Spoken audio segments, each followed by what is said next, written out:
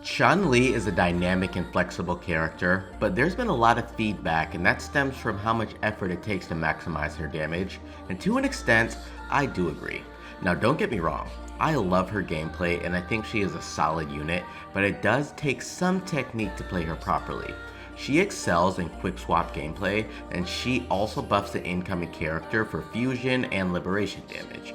With that being said, you have to play her in a quick swap way, so won't you just lose the buff if you actually play her this way? Well, not quite.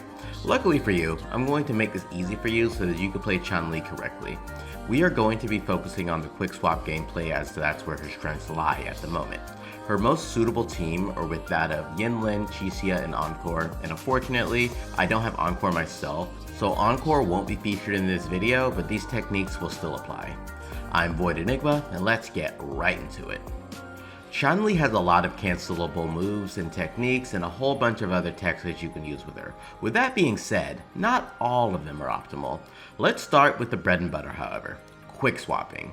In Wuthering waves, quick swapping doesn't function like in other games. Certain character actions, especially resonant skill and effects, can be swapped out early, and that character will remain on field while the new character starts doing their next action. This effectively doubles your DPS since two characters are taking actions at the same time. Now this is especially apparent when Changli uses her true sight moves. Those can be cancelled to your next character or your sub DPS. The aerial true sight slash the Phoenix, and then your grounded true sight slash. So whenever you are executing these techniques, you'll want to swap to your sub DPS to get some quick damage in, maybe use a skill, and then swap back.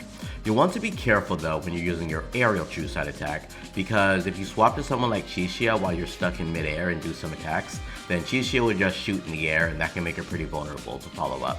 So you generally want to plunge and hit the floor first before you swap into the next character. One other thing to note is, if you do use true sight aerial attack and you're high enough, you'll be able to actually weave in aerial basic attacks, causing you to actually use another aerial true sight attack before slamming and hitting the floor. In addition, with any of your movement options such as a plunge, dodge counter, or anything like that, you can actually skip the beginning of her basic attack, allowing you to get to the grounded true sight slash a lot faster. So a lot of these may be worth using depending on the situation. One other thing is that you can quickly get 2 charges is if you begin the combo with a charge attack, which will put Changli in the air, and then she'll be able to actually use her basic attacks into an aerial true sight Phoenix. Then she'll plunge, then you can do a quick short combo to get another charge with the grounded true sight slash. These are just a few basic techniques that Changli can use for getting true sight quickly, but when you're in actual time-based combat, it may be best to just focus on gaining true sight after using her resonant skill. Anyway, let's continue to go over every swap cancelable move with Changli. Firstly, Inferno Rider. After the first 2 hits, you will always swap off as soon as the last hit begins. Normally to your healer like Verena, and then you'll want to swap back to Changli to actually get the buff from Verena or whoever has the universal buff on your team. This will effectively let Inferno Rider's buff be active, which is exactly what you want. In addition, whenever you use a grounded true sight attack, you will always swap cancel this. For the aerial attacks, that will depend on if your outro is up or not. If your outro is up, you are free to quick swap because the incoming character will trigger their intro attack, which will put them in an entirely new position. If it's not up, then I'd recommend hitting the floor first, and then swapping off, and then coming back in to actually finish up with Changli. For her resonant skill, you can either swap off immediately upon hitting the floor for a quick spurt of damage from your sub DPS, and then you can immediately swap back to Changli for the grounded true sight attack. Then, you'll swap back to your sub DPS to get a little more damage in. Remember to throw in an elemental skill with each of these actions or any other swap cancelable technique that your sub DPS has. You can also just opt into using the ground true sight attack directly after the resonant skill and swap cancel that instead, but it depends on your preference. The first method does offer a bit more damage, but is harder to do in the long run. Now for the big one, her big nuke, the Flame Sacrifice. This is her enhanced heavy attack, which you will use when you have full stacks. As soon as it activates, you will swap off of her. She will be able to trigger the entire attack when you don't even have control of her. When you use her liberation, however, you'll want to follow that up with the enhanced heavy attack because it is much more powerful, and swap off when you activate the heavy attack, not swap off when you actually use the liberation. With everything that I said here, the main point is to swap cancel her enhanced heavy attack and a resonant skill. Another thing to note is that if you do gain True Sight from the resonant skill or any of her basic attack actions that you haven't used it, then when she swaps in next, she'll use her grounded True Sight attack, gaining you a charge. And if you trigger her intro, then you'll just gain her regular Phoenix True Sight attack, which you'll get anyways. All of this takes practice, so just begin to practice now, because while not every character now requires Quick Swap, in the future, a character might come out that really needs it. So take some time and try to implement this into your gameplay gradually. You will begin to get the feeling for it. It's more based off of feelings anyways than learning combos. You don't have to be perfect, and I am by no means perfect, but for those of you who know what you're doing from day one, then you'll know the benefits of mastering quick swapping. Let's talk about her synergy with Chixia, and how she will rain bullets onto all of her targets, making sure to hit them. But before we do that, go ahead and help her shoot her next targets. That like and subscribe button. You're not gonna miss an easy target, right? Changli would be very disappointed, so go ahead and shoot them both. With Changli, you want to manage your outro gauge and make sure that you get the maximum benefit out of Changli. You generally want at least 140% energy recharge on Chixia, so you can use her Liberation.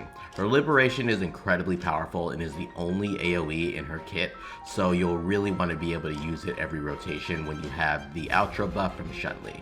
Now, when you are swapping between the two, it is important to note that you can cancel her quick resonant skill, which is the gun slide, but you cannot cancel the rapid fire attack into the boom boom whatsoever. So make sure that you don't cancel her final hit, because that's a big bit of damage.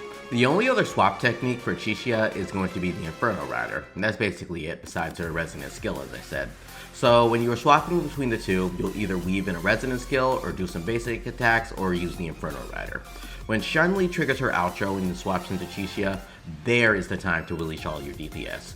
You'll want to use her Liberation and then her enhanced skill, and you generally want to shoot for as long as possible before letting off the boom boom, but if you have to dodge while your boom boom is almost ready, then go ahead and do that to actually still trigger the boom boom. Which is guaranteed to crit, by the way, if you have an early sequence. Speaking of sequences, if you have her S4, you will never have to worry about bullets as long as her Liberation is up, because it will actually refill her entire gauge. The gameplay is not super complicated since Chixia doesn't really have a lot of swap techniques, but it's the best way to boost your overall damage.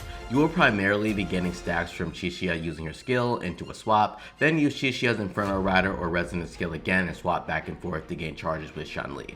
Once Changli has her outro ready, and preferably after you've used both your enhanced basic attack and her Liberation, then you'll stay on Chixia and let her do her shit. Now let's talk about Yinlin. Yinlin has many swap cancelable techniques, including her Echo skill, the Resonant skill, her Forte circuit. Honestly, there's so much swap cancelable techniques in her kit, so just make sure to use all of them. With that being said, the same applies as before. Weave back and forth until you find a proper way to do all of her things. When you trigger her outro, you'll actually be able to buff Changli's Liberation, so make sure to utilize that as well. The best way overall is just to fight bosses and see how it works. It will vary from boss to boss, as some are more aggressive than others, so you'll really have to just play around with it until you get a good feel for it. Now, if you're playing a character like Taoqi, who actually buffs Changli's resonance skill damage, then you don't really have to worry about quick swapping. But it's still better to swap over to Taoqi to raise her outro buff when Changli's outro buff runs out.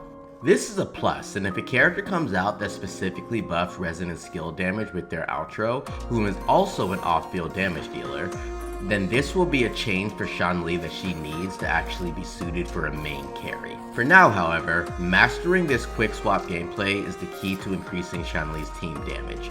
It will take some time to master, and the quickest way to master it is just to simply try doing it. You will quickly get a feel for it, and as you continue to play Wuthering waves, it will begin to feel more natural. With that being said, let me know what you all think of Changli. Is it too hard to utilize her full potential? I'll be making a follow-up video discussing this as well, so I'd love to hear your comments. Go ahead and shoot that like button if you found this video enjoyable, and subscribe for more future content. Until next time, Enigma out.